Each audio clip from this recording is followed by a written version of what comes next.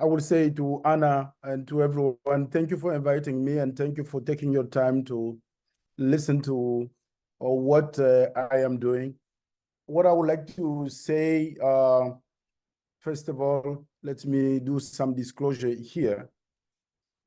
So whatever I'm going to discuss were funded by this grant. And these are a few people I would like to acknowledge with whom we have done all this work. But one of the people I would like to talk, because it is very important, is Dr. Anthony Stringer. Dr. Anthony Stringer is the one who trained me mostly in neuropsychology at Emory University School of Medicine. The test I'm going to share and everything, he was the one who brought me to say what I'm going to say today, to make that shift from my training from the United States to start thinking like a neuropsychologist from Africa. He's the one who brought me to say, okay, I've trained you this way, but people in Africa won't be that way. So how should you be doing your work in Africa? So that's why I want to mention his name. So I will say first why an African cognitive assessment, and after I will give an overview of the African culture, and I will give an overview of the African Neuropsychological Battery. I will give you some statistic we did with the African Neuropsychological Battery we created, and we use it with neurological patient. We use it with a patient in the United States to see between African American, Caucasian, and African immigrant. And I will give a little bit of reliability and internal consistency of that.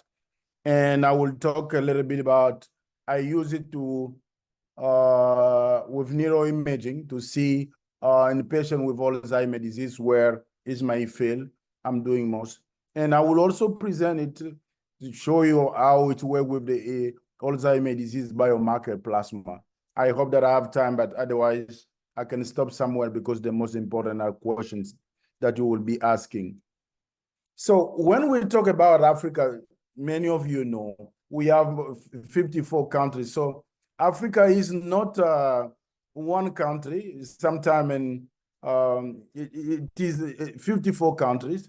And I will be talking about Sub-Saharan Africa, because we have the desert, the Sahara Desert, which is almost here. So here it is called the Sub-Saharan Africa, and there is the Sahara Africa, the North Africa. So I wanted to see, even we were to talk about the Sub-Saharan Africa, we have English-speaking countries and French-speaking countries. I will be coming to that point because it is very important, because much of the work done in Africa is done in English-speaking countries because of the facility of the language to bring from the UK or the United States the material to English-speaking countries. But I will also point to the problem to that, because as you will talk about the culture, how different it is. So I want you a little bit to see what Africa, and much of the work I've done so far, it has been here in Congo. Now we have done some in Rwanda and going to Cameroon and trying also to go to Ivory Coast, Cote d'Ivoire. Okay, why an African Neuropsychological Battery? Because as I'm working mostly with adult, there is a change in life expectancy in Africa in many countries. There is also some change from communicable disease to non-communicable disease. And therefore, we start having a burden of neurological problem, and we start have issues with dementia. And that's what brought me to start thinking about changing to African Neuropsychological Battery. But another thing, being in the United States, I find that the African immigrant population is growing in the United States. So you are already 2.1 million, and they tend to be mostly well-educated. And they are often employed in occupation that require cognitive abilities. So that's why I started saying, okay, really I need tests which can target this population of African immigrants. And some population can bear a significant burden from hypertension, heart disease, stroke, diabetes, and HIV, which affect the brain health. So that's one reason. The second is the clinical presentation of cognitive neurological disease is affected by the culture context. So that's something, that's why we need to think about, we don't think that because they speak English, also we can just use the English test. We need to know that the cognitive neurological diseases is affected by cultural context. Second point is the cognitive symptom presentation in particular differ from what is seen in Western country and in African country. It will be different. And the patient do not conform to the description in the Western textbook. I'm start seeing that mostly when I'm doing now with Alzheimer's disease. So you don't think that whatever is in the textbook I saw in the United States or in Europe will be the same here. It is quite different. There are some differences. So another thing very important is that the text we have in the United States require we need to use a technology, but sometimes we don't have technology here in the same way. Another thing is that I will share this point talking about the African culture. They believe that here in Africa, we believe that cognitive changes are due to witchcraft and are a punishment to God. So you might be doing your assessment, but people are believing that this is witchcraft. Mm-hmm. And there is a social stigma from those suffering from cognitive problem and other disease. So now let me talk about a little bit about the African culture. So when you do test or you do assessment or work here in Sub-Saharan Africa, African culture is an oral tradition. So while in Europe or in the United States, many things are written, and that the tester seems to be using a lot of written format. But in Africa, it is oral tradition. So when you are working with adults, that's a very important aspect. I will talk about that when we did the test, when we created one of the tests, and I will show you that important. And here we talk mostly about the we rather than the I. In the United States or in Europe, it is a I. But here it is a collective society. We talk about the we. And that's why even the conception of cognitive problem, it is not an I problem, it is a we problem. It is a family problem. We use a lot of metaphor. We communicate through metaphor, symbolism, to communicate through proverb and story. This is very important because in the test that we created, Dr. Singh and I, we will use this a lot. We will use proverb, we will use story, because in Africa, we use a lot of story and proverb. And another thing is that the African culture is more gestalt rather than detail oriented. This is very important because trend in the United States, I saw there it was too much attention to detail. And there you need to have all the details, 9 out of 10 and 10 out of 10 in a class, because you need to pay attention to all the details. That's not the same here. That's not the same here. Here it is the Gestalt society rather than detail-oriented. It is changing with a lot of education, but I want you really to understand this, because our test in Europe, when you, for example, I just already can give the example, the memory test is mostly requiring a lot of details. And we want people to give detail. But remember that in Africa, it is more gestalt than detail-oriented. And it is important of the tradition. We have a lot of tradition, respect for elders. It is not the same in Europe or in the United States. And the second thing is the concept of time. In Africa, we say there is no hurry in Africa because the concept of time is different. In Europe or in the United States, people are really beyond their watch. And the tests that we are really very time-based.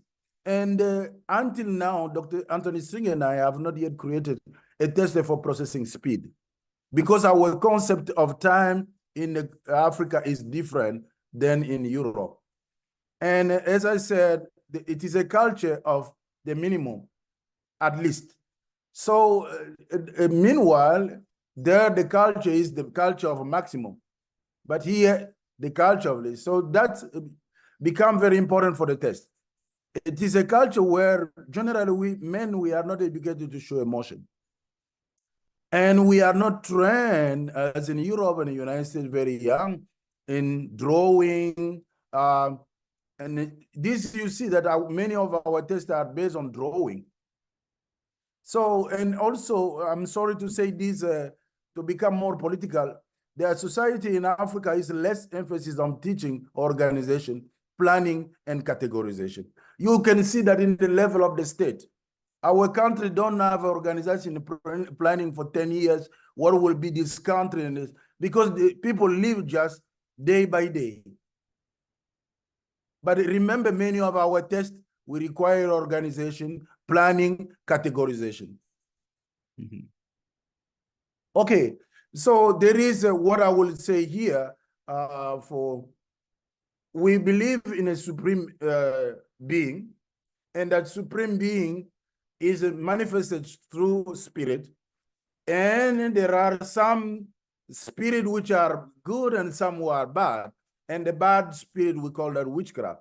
And therefore, for African, every biological, any misfortune is due to witchcraft. That's a way. You can say, yes, the doctor, before he will be going to either an imam, to a priest, or to a traditional healer, because he thinks that what you call cognitive issues are due by witchcraft. Okay, another thing very important in the African culture, African generally are very polyglot. In which sense?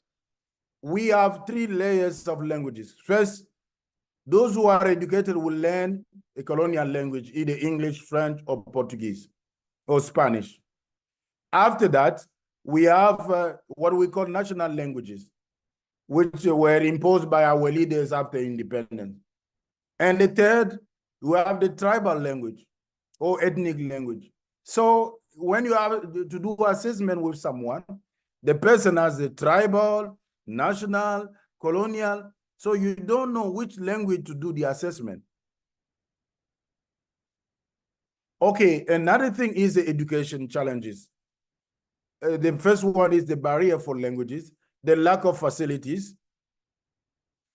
In the United States or in Europe, we have a lot of manuals, a lot of reading by libraries, but it is not the same here. And many of you know how Africa is very well known in terms of war, mostly French-speaking countries, the corruption in education, low socioeconomic status. Women will be more illiterate than men, and because they get married very young. And there is a difference between rural and urban.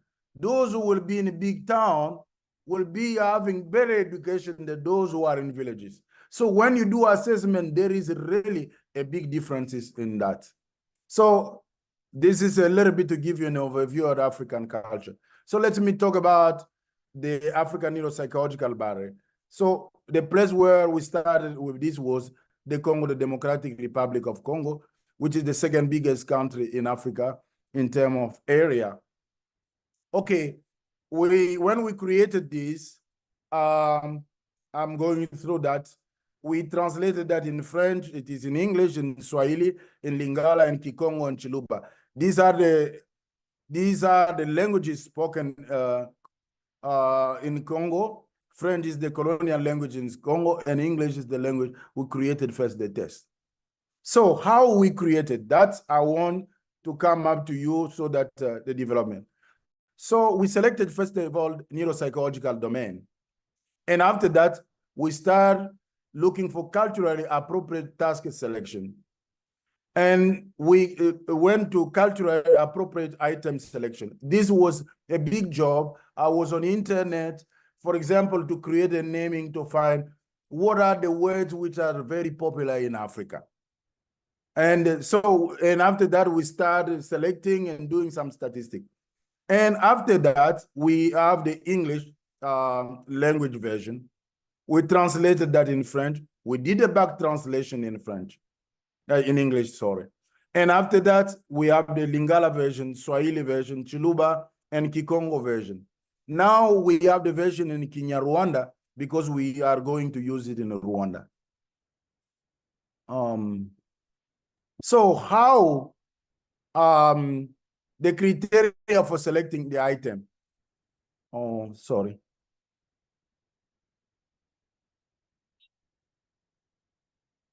So the task must needed to follow a kind of a protocol we established. So the item must be commonly found in the Congo and in sub-Saharan Africa. The second one, the task or the item must have a high cultural familiarity for individual in the sub-Saharan Africa. That's the way we did it. Any verbal content, including name of people or animal or object or other stimuli, must be translatable the major languages spoken in Africa.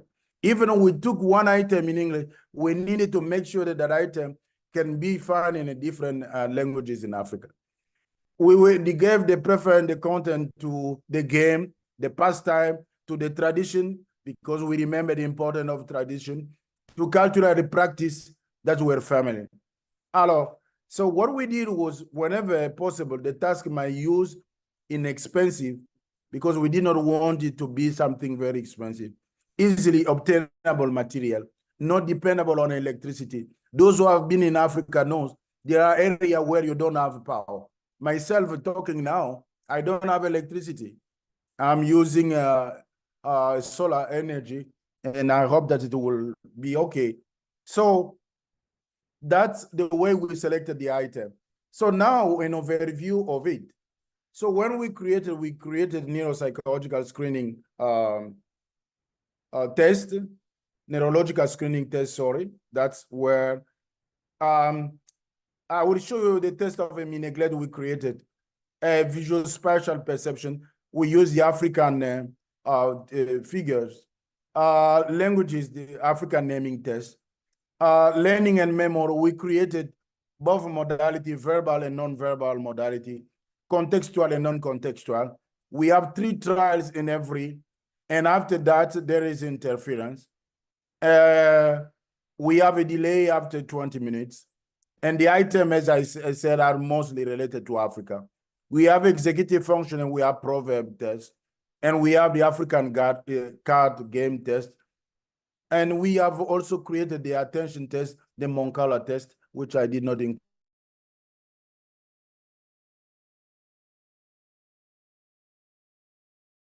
People, I would have asked them, what is this? Even my professor failed the naming test because the items were not very American, you know? So, and this one, many African will know. Even better. So this is a neglect test, perceptual test. This is a visual associative memory test. We had a story which is related to the tradition.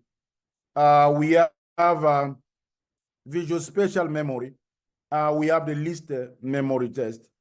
And we have the card game as we play that in Africa. So we collected data here in Africa. I will try to not give everything. I will stop somewhere so that we have time for question. So what we did, I have a trained team here of 6 data collectors. We collected to 392 healthy people, and we also collected from 52 a patient with who had the stroke. Okay, so this is what we find in terms of age. So you see, all A and B tests show significant difference across ages. So that's what you will find in a test. The younger you are, the better you perform, and the older you are, the worse you perform.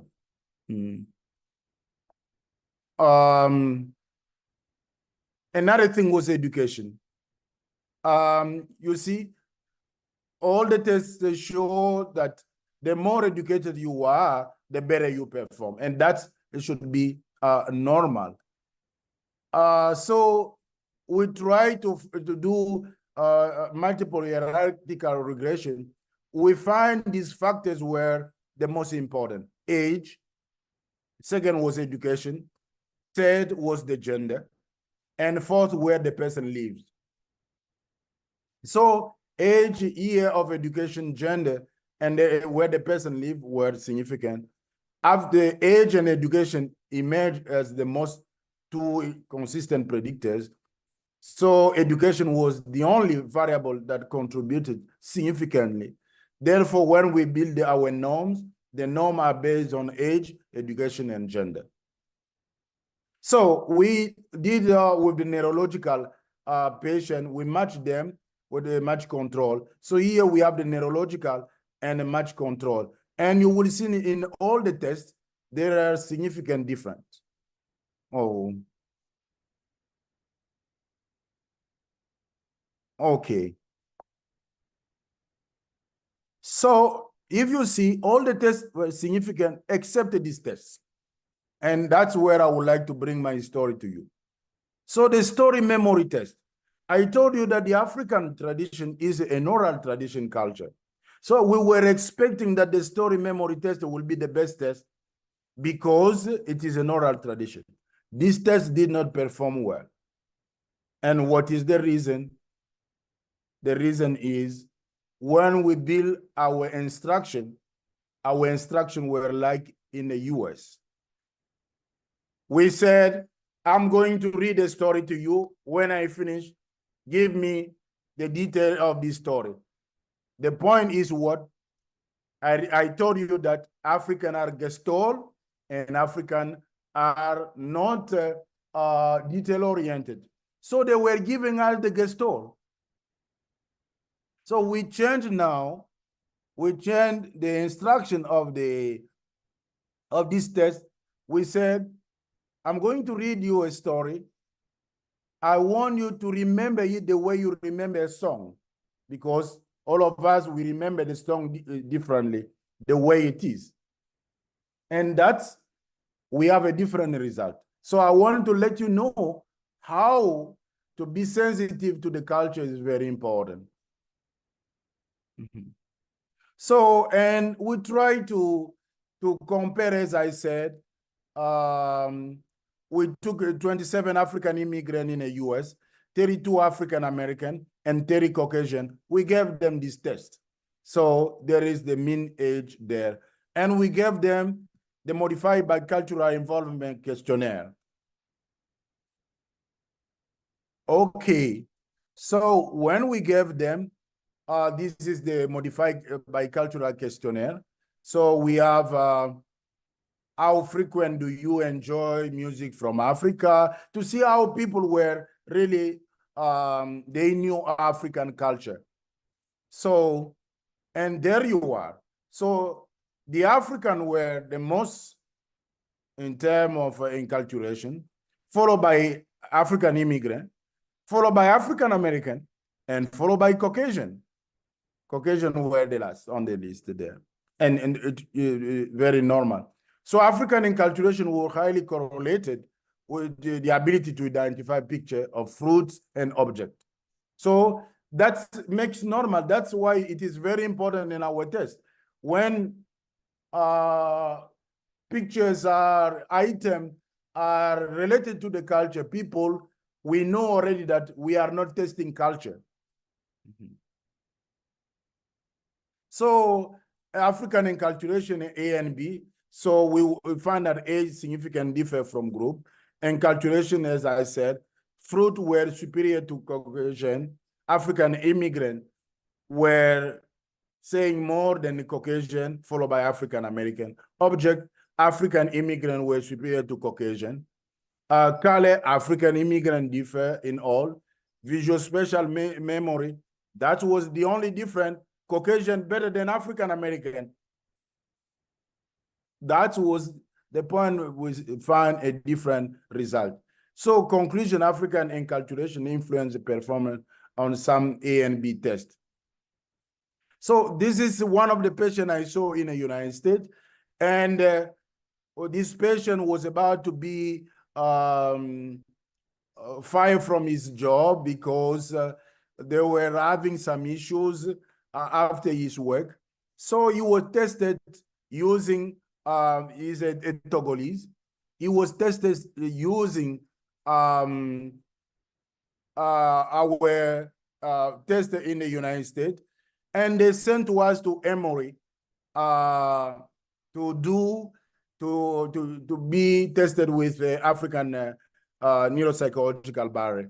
And the African Neuropsychological Battery, where the results were mostly related to what the SPECT scan show, left temporal and occipital hypoperfusion. So it was really to show how the test, when they are really culturally oriented, really you get the result which are quite valid than using tests which are not culturally valid.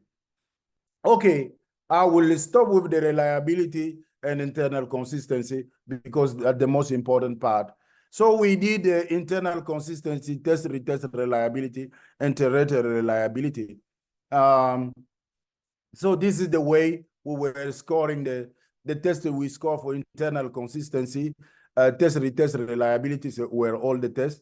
And some tests we did iterator reliability. So talking about internal consistency. So these are Cronbach alpha. If you look at them, they are very good. And they are compared to the many of the Western tests. For example, African naming proverb and things like that. I'm not going to that. We go to test, retest reliability. So if you look at test, retest reliability, so if you look at the correlation,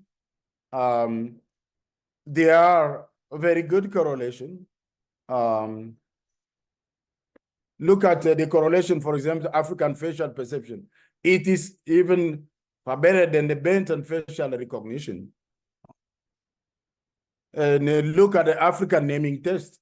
The correlation coefficient is very good. Test, retest reliability. There you are in many of these other tests. Okay. Inter-rated reliability. So inter-rated reliability, we have the African visual spatial. The inter-rated reliability was very good. The only test, the inter-rated reliability was not good, was the African proverb test. African proverb test, the inter-rated reliability was not good. So we have been working on changing the way of scoring so that the rater can arrive to a very good scoring system. So that's what we did.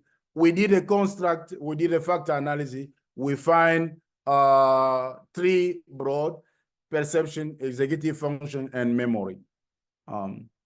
So I think that,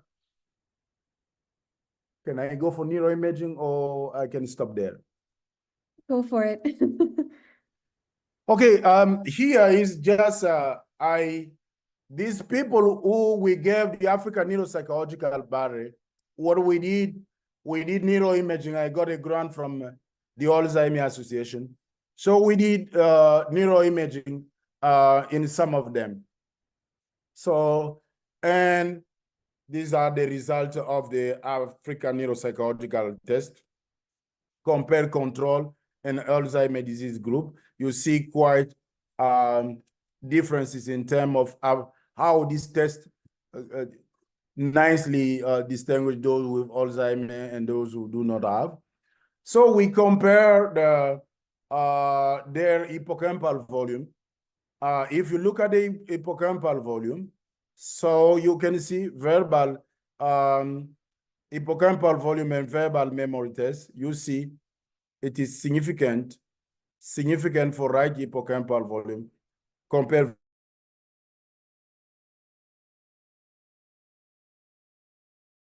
hippocampal volume, significant.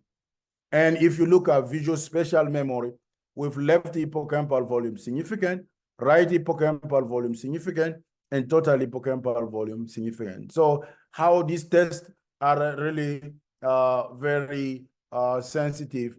Total memory and left hippocampal volume, significant, right hippocampal volume, significant, and with total hippocampal volume, significant. So that to show you how these tests can discriminate, like neuroimaging people with hippocampal atrophy. So we did also with plasma and beta amyloid and tau and amyloid probability status in APOE. Let me show you the result. So A beta 42/40, you see correlated well with associated with African naming test, with African list memory test, with Africa visual spatial memory test. It did not correlate with proverb, and it did not proverb with the executive functioning test of card game. With amyloid probability score, it's correlated well with African neuropsychological test, with memory, with visual spatial memory, not with executive functioning test. And p-tau 181, almost, but it did not. It was just a trend. It did not correlate with all these other tests. APOE 4, we see correlated with African list memory test. Africa visual spatial memory test was almost a trend, not, and there did not correlated with memory, did not, and correlate with visual spatial, with African executive functioning test. So that's what we have been able to achieve using all these tests. What are the challenges? As lack of equipment in the laboratory, lack of research and data in sub-Saharan Africa, mostly in French-speaking country, and lack of collaboration. It is very difficult here to work. And the misconception of age, dementia as witchcraft, are difficult for us to collect the blood because blood is life and people are afraid that we are going to do witchcraft with the blood. So future direction is we are trying to train many people in aging and cognitive aging for Africa. We are trying to organize a multidisciplinary team of research in the Congo, of physicians, psychologists, nurses, artists, and caregivers to develop research centers for aging and dementia for French-speaking countries. That's what we are doing, and create some sentinel national centers in each country to conduct epidemiological and cognitive biomarker studies. So this is what we are doing, and thank you for listening. And this is where we collected the MRI in Congo, and this is where we collect the biomarkers, and these are the team resident collecting the data, neurologists, psychiatrists, and psychologists who are working with me collecting all this data and doing what you have seen here. Thank you for listening, and I will be ready to discuss and get some questions from you.